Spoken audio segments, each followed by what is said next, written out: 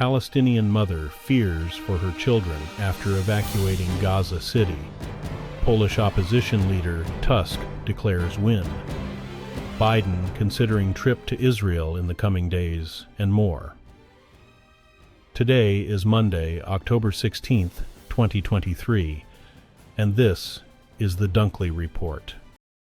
Medics in Gaza are warning that thousands could die as hospitals packed with wounded people run desperately low on fuel and basic supplies. Palestinians are struggling to find food, water, and safety ahead of an expected Israeli ground offensive in the war sparked by Hamas's deadly attack.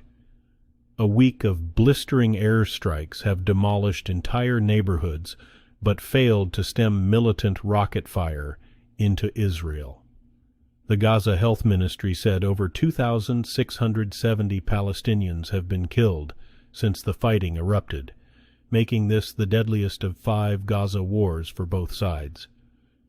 More than 1,400 Israelis have been killed, the vast majority of them civilians, in Hamas's October 7th assault.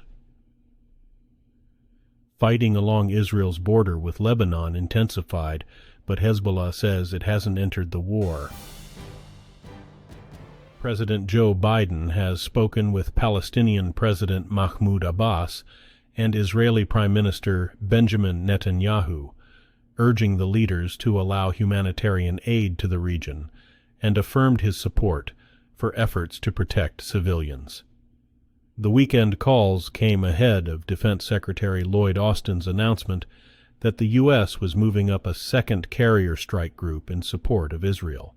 U.S. Secretary of State Antony Blinken also intensified diplomatic outreach across the Middle East and beyond to rally an international response to prevent the Israel-Hamas war from expanding. Blinken met with Saudi Arabian Foreign Minister Prince Faisal bin Farhan in Riyadh on Saturday, before stopping in the United Arab Emirates. Najla Shawa and her family are safe for now after fleeing their home in Gaza City, but she's worried she may never be able to return. Shawa is a Gaza native who works for the international aid group Oxfam. She is sheltering with her husband, 2 daughters, and about 50 others at a compound in Zawaida. The community is just south of the area. Israeli forces ordered residents to evacuate before an anticipated ground offensive. The adults are sleeping in shifts, and the group is rationing food and water amid an Israeli siege that has blocked supplies from entering the Gaza Strip. Aid work has stopped as Shawa and her colleagues focus on their families. A 19-year-old Israel Defense Forces soldier assured her mother that she was busy, but okay in a text message roughly 3 hours after the Hamas attack lasted Saturday morning.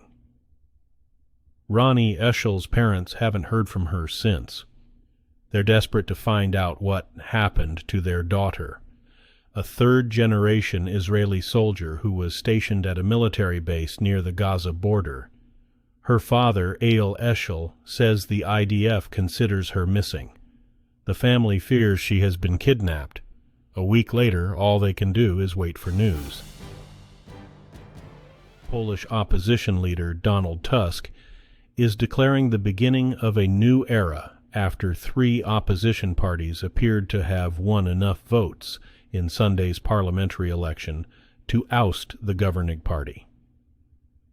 That party, Law and Justice, has bickered with international allies and faced accusations of eroding rule of law during its 8 years in power. An Ipsos exit poll suggested the opposition together has likely won 248 seats in the 460-seat lower house of Parliament. The projection says Law and Justice obtained 200 seats, while the far-right Confederation got 12 seats. 3 opposition parties ran on separate tickets, but with the same promises of seeking to oust Law and Justice and restore good ties with the European Union. President Joe Biden is considering a trip to Israel in the coming days, but nothing has been finalized. That's according to a senior administration official who spoke Sunday to the Associated Press on condition of anonymity.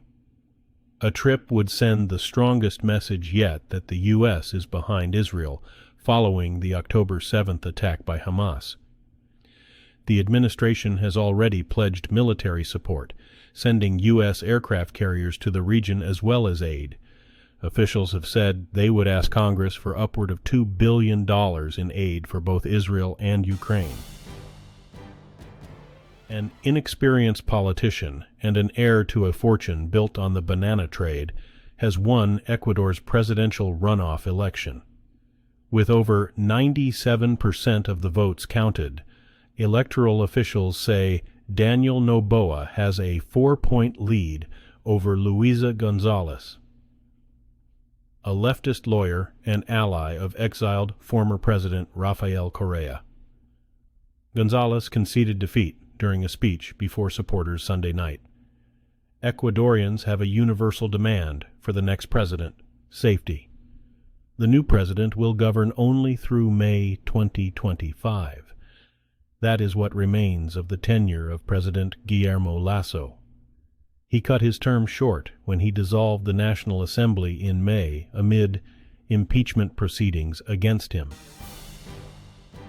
A Russian governor has been of discrediting Russia's armed forces after telling residents that the country had no need for its war in Ukraine. Natalia Komarova is the governor of the Khanty-Mansiysk region and a member of President Vladimir Putin's governing United Russia party.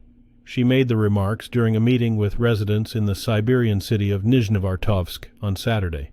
Critics on Sunday called for authorities to launch an investigation into her remarks, but Komarova hasn't been detained or faced any charges so far. Another 6.3 magnitude earthquake has struck part of western Afghanistan, where thousands of people died and entire villages were flattened by devastating quakes a week earlier. Aid agency Save the Children said 4 people died in Sunday's Temblor in Herat province, with the regional hospital receiving more than 150 injured. The U.S. Geological Survey said the quake's epicenter was about 21 miles outside Herat, the provincial capital, and 5 miles deep. The initial quakes on October 7th were among the most destructive in Afghanistan's recent history. Today's news was reported by the Associated Press. This has been the World News for Monday, October 16th, 2023. Thanks again for joining us at The Dunkley Report.